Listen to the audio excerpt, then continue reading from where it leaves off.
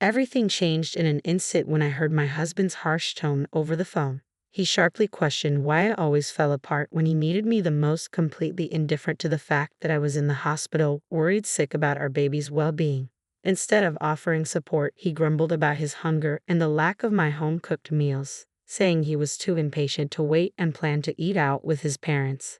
This left me to figure out how to make my way back from the hospital.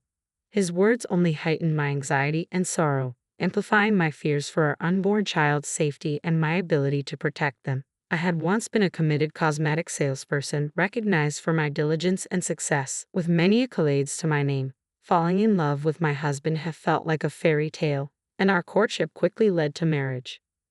But after discovering my pregnancy, I faced the difficult decision to leave my job to reduce the risk of miscarriage, prioritizing the well-being of our future family. As my pregnancy progressed, my husband's support dwindled.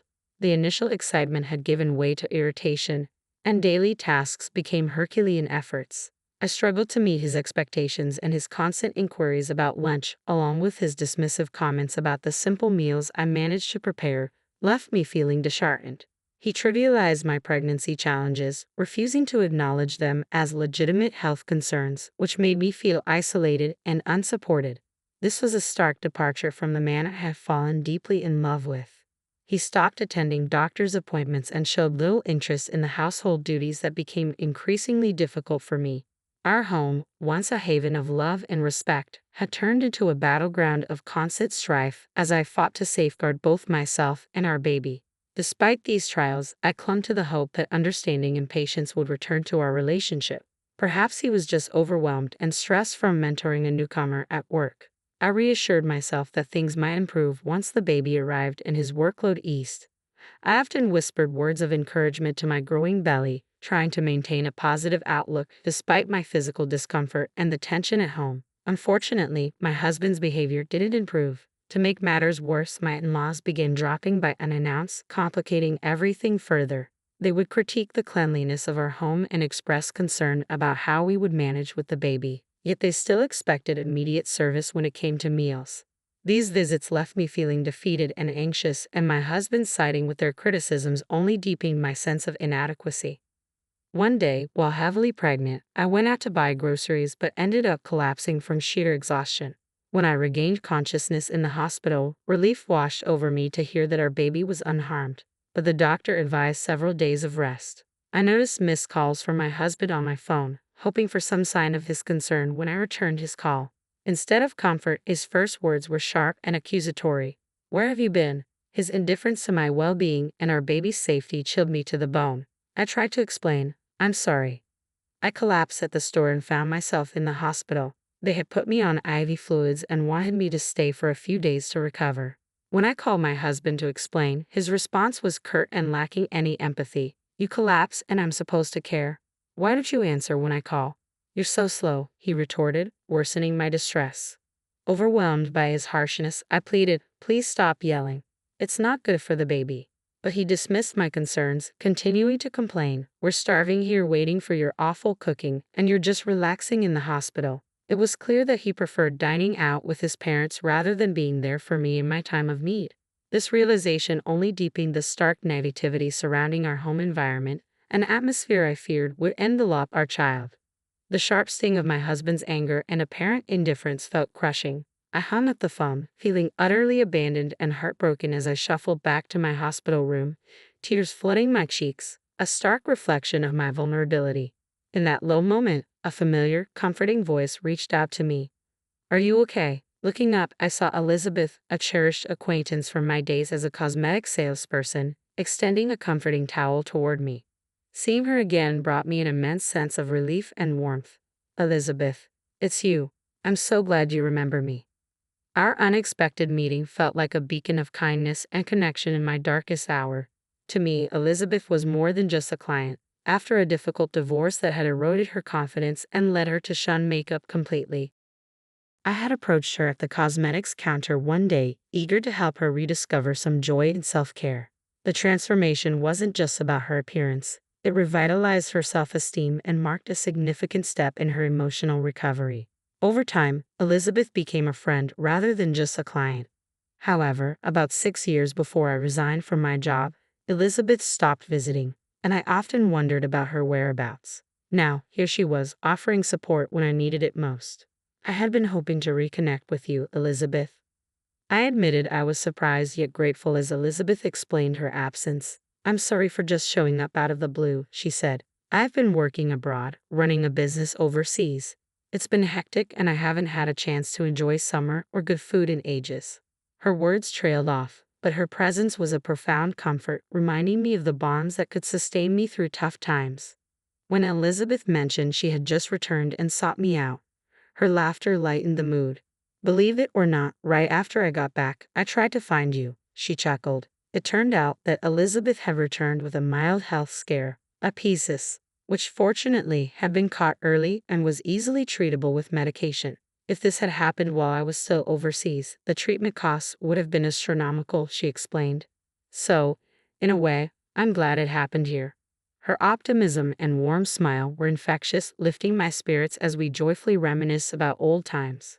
As our conversation deepened, Elizabeth's expression turned thoughtful. You don't have to talk about it if you don't want to, but you seemed quite upset earlier. What's going on? Trusting Elizabeth not just as a former client but as a genuine friend, I confided in her about my current struggles with my husband and in-laws. I'm really worried about bringing my baby into this environment. I'm afraid they'll be treated the same way I am, and without my job, the idea of living independently, especially with a child, feels daunting. To my astonishment, Elizabeth made an incredibly generous offer. I actually have an apartment you could use. I manage a few properties from a project I started with the land I inherited. It's a cozy 3-bedroom with a separate bathroom, solid roof, and good walls. It's in a safe neighborhood, close to supermarkets and a police station. You wouldn't need to pay a deposit right now, and you can start paying rent whenever you're ready. It's a really good deal. What do you think? Elizabeth's excitement and sincerity were palpable, and I couldn't help but laugh, overwhelmed by her kindness. Are you sure you can offer it at such great terms? I asked. She replied confidently, absolutely. I trust you'll take good care of the place, and I think it's important to support each other during tough times. Her gesture was a profound reminder of the goodness in the world, just when I needed it most. You're more than welcome to stay there, Elizabeth assured me with a warm, comforting smile. Her unexpected kindness felt like a beam of light in my dark times, offering not just a place to stay but also a chance for a new beginning. Overwhelmed by her generosity, I felt a glimmer of hope for the future.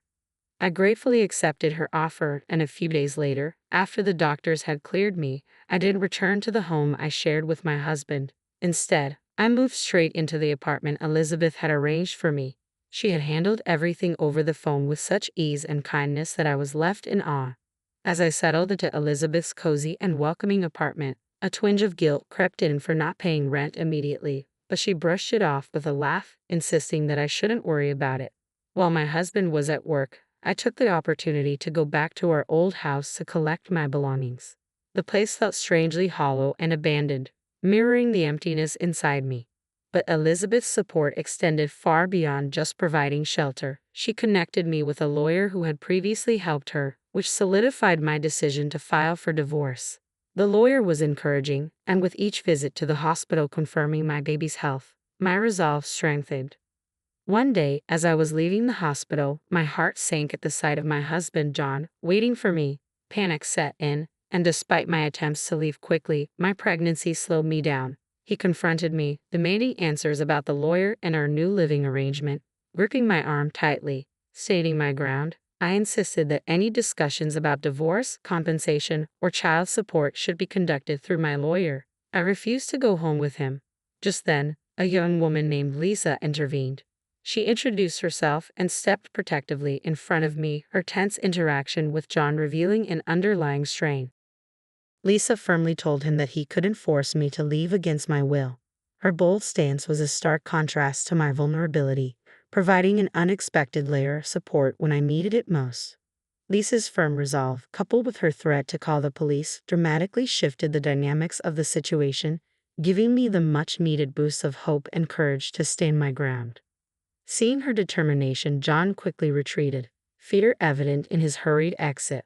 Overwhelmed with relief, my knees nearly gave way beneath me. Lisa promptly came over to support me, asking with genuine concern, "Are you okay?" I apologized, feeling a rush of emotions, but she brushed it off and immediately hailed a taxi to ensure I got home safely. Despite my protests about troubling her, she reassured me it was no bother at all. When I shared my address with her, she was surprised to discover that I lived just below her. What a serendipitous twist that we were neighbors. Lisa, always cheerful and kind, revealed that she was a new employee at John's workplace. She had reported his inappropriate conduct, which had resulted in him being stripped of his mentorship role. John had a history of insensitivity, especially towards female colleagues, often making inappropriate remarks about personal matters such as menstruation and marriage. Lisa confided that the issues with John extended beyond professional boundaries, something I had painfully experienced during my pregnancy. In the 2 weeks since our encounter, Lisa and I had grown close, frequently sharing meals and conversations. She informed me that due to multiple complaints, John had been reassigned to a subsidiary of the company. Intriguingly, Lisa turned out to be the daughter of Elizabeth, the very Elizabeth who owned the apartment I was now living in. I was staying in the apartment, reflecting on how John had often boastfully mentioned managing Elizabeth's account, only to face a demotion due to his poor conduct. Elizabeth had been instrumental in holding him accountable for his actions at work and towards me. Lisa, motivated by her desire to address workplace issues based on her own merits, acted upon realizing my connection to her mother. Elizabeth encouraged Lisa to take proactive steps, emphasizing the importance of standing up against inappropriate behavior in any environment.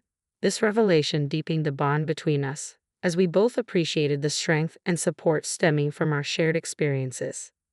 With John's diminished role and increased responsibilities at work affecting his income, he found himself in a drastically altered position. Elizabeth, leveraging her extensive experience, counseled me to stand firm and not succumb to John's attempts to elicit sympathy. This guidance proved invaluable as I moved forward with my decision to divorce him. Despite John's attempts to reach out through our lawyer, sharing tales of his difficult job situation and expressing longing and apologies, I remained resolute, staunchly supported by Elizabeth. Ultimately, John had no option but to accept the divorce and agree to the terms, which included child support and compensation. As I navigated this new chapter, another challenge arose with my in-laws, particularly my father-in-law, who was overly enthusiastic about the baby being a boy. I sensed the undercurrents of impending issues, and soon enough, my in-laws made their intentions clear. One day, as I was leaving the house, my father-in-law confronted me aggressively, grabbing my arm and declaring that once the baby was born, I must relinquish him to the family, claiming the baby was the rightful heir. Despite my attempts to break free, his grip was unyielding. At that moment, Lisa's commanding voice cut through the tension. With her expertise in judo, skills honed to protect herself and her mother during tough times, she intervened swiftly, employing a maneuver to release me from his hold. Lisa, a nationally recognized judoka, sternly reprimanded my father-in-law for his disregard of John's behavior and his intrusive demands on my life. She staunchly defended my right to a fresh start and made it clear that any further meddling was unacceptable. Just then, the sound of approaching sirens signaled that help was on the way. Lisa had prudently called the police before stepping in to assist me. My mother-in-law, who had been observing from a nearby car, remained silent as the police arrived and detained both her and my father-in-law. The arrest of my father-in-law was a pivotal moment, prompting my mother-in-law to reflect and ultimately decide to divorce him, signaling a significant shift in my tumultuous family relations. When John tried to convince his mother to let him accompany her to start anew in the countryside, she firmly refused, communicating through the lawyer to apologize for her previous actions and leaving some money as a gesture of goodwill. Elizabeth helped me understand that such gestures often stem from a desire for forgiveness and an intention to contribute to my son's future, especially after a significant life change like leaving a marriage. Although I was surprised by her turnaround, given her prior behavior, I appreciated her efforts to make amends. Once the divorce was finalized, I welcomed a healthy baby boy into the world, choosing solitude over a troubled life with John. My mother-in-law moved to the countryside, while when my father-in-law was released from custody, he discovered that she had demolished their house before leaving. With nowhere else to go, he moved in with John, compounding their issues and eventually leading to John's resignation due to his tarnished reputation. Despite these upheavals, child support payments were consistently handled, likely facilitated by Elizabeth and the lawyer. Lisa's courage and integrity at work did not go unnoticed. She was promoted to project leader, earning the respect and admiration of her peers. Elizabeth's various initiatives, including projects for women-only properties and housing for foreigners, continued to thrive. As for me, once my son was old enough, I planned to rejoin the workforce. Elizabeth graciously offered me a position at a new high-end cosmetic store she was launching. Both Elizabeth and Lisa continued to be a great source of support, showing immense affection for my son and treating him as if he were Elizabeth's grandchild. Lisa also made time to visit us regularly. Their unwavering strength and kindness were not only a comfort during my most challenging times, but also a powerful example of the resilience and protectiveness I aspire to embody for my son. Inspired by these remarkable women, I was determined to provide the same level of strength and protection for my son as they had for me.